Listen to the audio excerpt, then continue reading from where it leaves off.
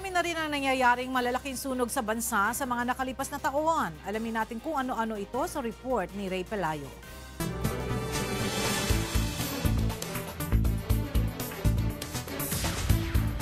Mabilis na nilamon ng apoy ang factory ng House of Technology Incorporated sa Cavite Economic Zone noong Pebrero 2017. Tumagal ng 3 araw ang sunog na nag-iwan ng 3 patay at 100 na nasaktan.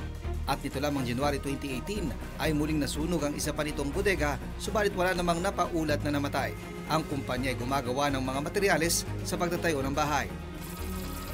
Sariwa pa rin ang nangyaring sunog sa NCCC Mall noong December 2017 sa Davao City kung saan 38 ang namatay. Nagmula ang sunog sa 3rd level ng gusali at tinatayang nasa 1.6 billion pesos ang iniwan nitong pinsala. 1 taon matapos ang insidente, dinismiss ng City Prosecutor's Office ang kasong reckless imprudence na isinampa ng Interagency Anti-Arson Task Force laban sa mga executive ng NCCC Mall at Service Sampling International. Inaabangan pa ngayon ang magiging desisyon ng Office of the Ombudsman kung sinong opisyal ng mga ahensya ng gobyerno ang sasampahan ng kaso. Nilamon naman ng apoy ang pabrika ng Kentex sa Valenzuela noong May 2015. Bukod sa malaking halaga ng pinsala sa ari-arian ay may 72 namatay sa sunog. Ilan sa mga nakitang paglabag na iniulat mismo ng nooy Pangulong Benigno Aquino III ay wala itong Fire Safety Inspection Clearance na dapat i-renew taon-taon bago mabigyan ng business permit. Wala ring Fire Safety Clearance para sa tinatawag na hot works gaya ng pag-welding.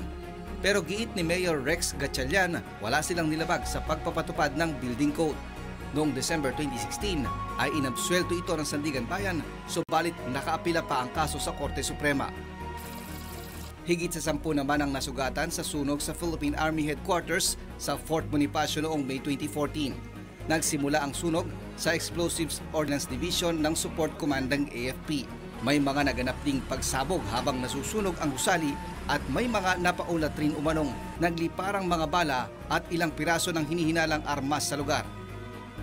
Bukod dito ay ilan din sa mga sunog na tumatak sa kasaysayan ay nangyari noong December 1998 sa isang ampunan sa Paco, Maynila, ang Asociación de Damas de Filipinas kung saan 28 ang namatay na karamihan ay mga bata. Hindi rin nakaligtas ang 75 individual nang masunog ang Manor Hotel sa Quezon City noong August 2001. Noong March 1996 naman ay 162 ang namatay nang masunog ang Ozone Disco sa Timog Avenue sa Quezon City. November 2014 ay naglabas ng hatol ang Sandigan Bayan kung saan 6 hanggang 10 taon na pagkakakulong ang ipinataw sa 9 na akusado ng mga stockholders at mga dating lokal na opisyal ng Quezon City. Kabilang sa hinatulan ang nagbigay ng building permit at renovation permits kahit kinakitaan umano ito ng structural at fire safety deficiencies. Batay sa desisyon ng korte, lumabag ang mga ito sa Anti-Graft Practices Act. Hanggang noong 2014, 4 na milyong piso pa lamang ang nakuha ng Justice for Ozone Victims Foundation mula sa insurance at paghahati-hatian pa ito ng mga survivor at pamilya ng mga biktima. Ayon sa presidente ng grupo na si Joseph Stephen Santos, nasa 20,000 piso lamang anya ang pinakamalaking nakuha ng isang pamilya nang namatay sa insidente. Sa ngayon ay wala na halos bakas na naiwan sa dating kinatatayuan ng Ozone Disco dahil may nakatayo ng fast food chain. Ray Pelayo, UNTV, News and Rescue, Quezon City. Tulong muna bago balita! Tinulungan ng UNTV News and Rescue Team ang biktima ng vehicular accident at lalaking pinalo sa ulo sa Bacolod City kagabi. Narito ang report ni Lane Moreno. Magkatuwang na binigyan ng paunang lunas ng UNTV News and Rescue Team at Mountain Tigers Rescue si Andres Mortel, 49 anyos sa Barangay Tangub, Araneta Street, Bacolod City kaninang alauna ng madaling araw. Ayon sa biktima, nakaidlip siya habang nagmamaneho ng motorsiklo kaya bumangga siya sa poste ng kuryente. Nagtamo ang biktima ng pananakit ng kaliwang dibdib, maliit na mga hiwa sa kaliwang braso at gasgas sa kaliwang tuhod. Agad namang nilapatan ng paunang lunas ng UNTV News and Rescue rescue team ang tinamong sugat ng biktima. Pagkatapos gamutin ng grupo ay dinala na ito sa Bacolod Adventist Medical Center upang masuri ng mga doktor. Samantalang may malay at nakaupo naman si Tofik Capote, 28 anyos, nang maabutan ng UNTV Rescue sa Bacolod City Police Station 2 alas 3 kaninang madaling araw. Ayon sa biktima, sinubukan niyang pigilan ang lalaking mananaksaksanas sa kanyang kaibigan, ngunit hinampas siya nito ng paso ng bulaklak. Agad namang ginamot ng grupo ang biktima na tumanggi na magpadala sa ospital. Samantalang patuloy namang hinahanap ng mga otoridad ang suspect. Lelaine Moreno, UNTV News and Rescue, Bacolod City. Emergency officials are still searching for victims and survivors after a mile-wide tornado tore through the eastern Alabama. Clarence Shaughnessy has the story. Lee County Coroner Bill Harris on Tuesday confirmed that the 23 victims, including 3 children, of the 2 fierce back-to-back tornadoes that touched down in Alabama have been identified and their bodies taken to the funeral homes. The youngest victim was a 6-year-old boy and the oldest was 89 years old. 7 of the said victims are from one family and related by marriage. The number of decedents has not increased. It's still at 23. Yesterday, we were able to positively identify all 23 victims, make families contact, and as of 10 o'clock last night, all 23 victims have been released to the funeral homes of choice by those families for funeral services. Officials said that rescuers were digging through remnants of homes and businesses destroyed and still looking for signs of life in the rubble. There is a collective effort of fire departments working together in that area, and we are still conducting some searches in the area, sifting through piles of debris where there may be people or animals such as that there. So we haven't given up hope. We're still searching. U.S. President Donald Trump has announced that he would visit Alabama on Friday. The tornado spawned by a late winter supercell thunderstorm ripped through Lee County on Sunday, March 3rd, with cyclonic winds up to 170 miles per hour. It was the deadliest to hit the United States in 6 years. Clarence Shaughnessy, UNTV News and Rescue, USA. A raucous street party fervored the Lou during Carnival in Rio de Janeiro was marred with violence on Tuesday after clashes broke out following a fight. The clashes erupted after midday and riot police fired tear gas to disperse the crowd. At least 1 person was arrested. According to the local media, around 100,000 people were gathered there. Venezuelan President Nicolas Maduro vows to defeat the opposition that wants to remove him from power. Stephanie C. reports. Venezuelan President Nicolas Maduro said on Tuesday he would defeat a crazed minority determined to destabilize the country. This is his first public comment since opposition leader Juan Guaido defied him by returning home on Monday, March 4. Let the crazed minority continue with its bitterness. We will defeat them. Maduro, during a ceremony to commemorate the 6th anniversary of the death of his predecessor Hugo Chavez, called on supporters to attend anti-imperialist demonstrations on March 9, coinciding with an opposition march announced by Guaido. Speaking in front of gathered military personnel, Maduro said they will march in the streets to commemorate the day of Bolivarian anti-imperialism. On December 9th, I decreed it as a day of Bolivarian anti-imperialism, and we will march in the streets on March 9th to anti-imperialist marches to commemorate the day of Bolivarian anti-imperialism. People to the street, people to combat, March 9th, people to the street.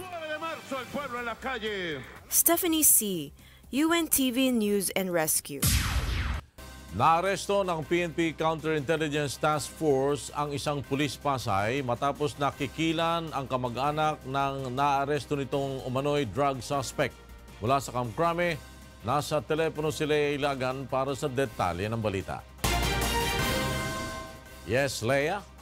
Magandang tanghali sa iyo, Flor. Alas 4 nga kaninang umaga nang isagawa ang entrapment operation sa loob mismo ng Pasay Station 1 Drug Enforcement Unit. Nahuli ng PNP Counterintelligence Task Force si Police Corporal Anwar Encarnacion Nacer na umano'y nangikil ng 100,000 piso sa kaanak ng nahuling umano'y drug suspect. Ayon kay CITF Commander Police Colonel Romeo Karamat, bukod kay Anwar, 3 pulis pang kasabwat ang kanilang hinahanap.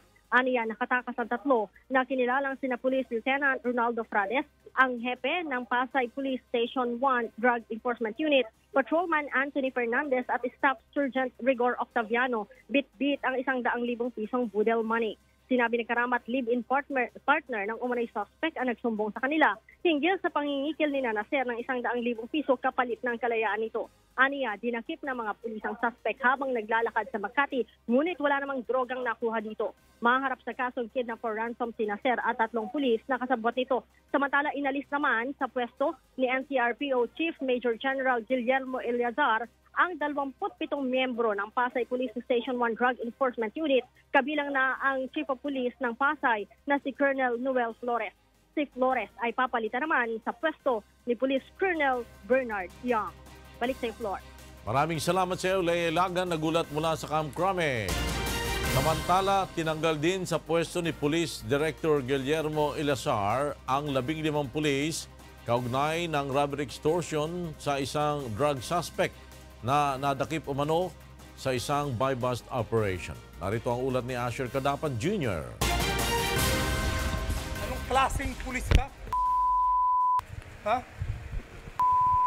Galit ka? Ha? Lalaban ka? Galit na hinarap ni Major General Guillermo Eleazar ang pulis na nasangkot sa pagnanakaw at pangingikil matapos itong mahuli sa Marikina City pasado alas 10 kagabi. Nakatalaga ang suspect na si Police Corporal Marlu Kibete, 42 years old, sa Drug Enforcement Unit ng Eastern Police District. Nagsagawa umano ang grupo na kinabibilangan ni Kibete ng buy-bust operation sa Marikina City noong Lunes ng gabi. Nagresulta ito sa pagkakaaresto sa hinihinalang drug pusher na si Aris Ochoada at ng kasama nitong si Eva Cabansag. Kinuha umano ng mga arresting pulis ang pera at mahalagang gamit ng mag-live-in partner kapalit ng kalayaan ni Cabansag. Nakabili po daw sila sa akin ng shabu, hindi naman po ako nagbebenta.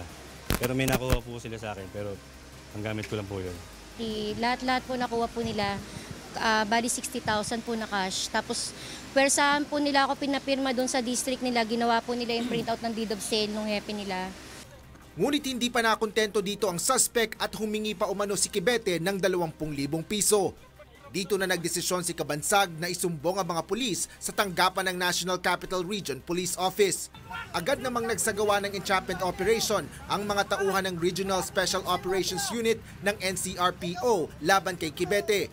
Matapos tanggapin ni Kibete ang 20,000 pesos marked money ay dito na siya inaresto. Nakumpiska kay Kibete ang kanyang cellphone kung saan makikita ang palitan ng mensahe ng mga kasabwat na pulis kabilang ng hepe ng grupo kaugnay ng pagnanakaw at pangingikil sa 2 complainant. Ito ay klaro nagpapakita ng katarantaduhan nitong mga pulis na ito na ginagamit itong sitwasyon ng ating kampanya against illegal drugs. Ito yung sinasabi natin na humingi tayo at nananawagan sa ating mga kabayan na tulungan tayo sa internal cleansing. At meron sila nagsusumbong dahil nagtitiwala na ito ay ating operate. Agad na tinanggal sa pwesto ni Eleazar ang 15 pulis, kabilang na ang hepe ng District Drug Enforcement Unit na maharap sa kasong robbery, extortion at administratibo. Effective today, relieve sila doon sa assignment nila. And doon sila sa bikutan. And then hahanapan natin sila ng offense and at the same time imbestigahan. At ang payo ko sa kanila, wag na sila magpakita, mag-awol na sila. Asher Cadapan Jr., UNTV News and Rescue, Marikina City.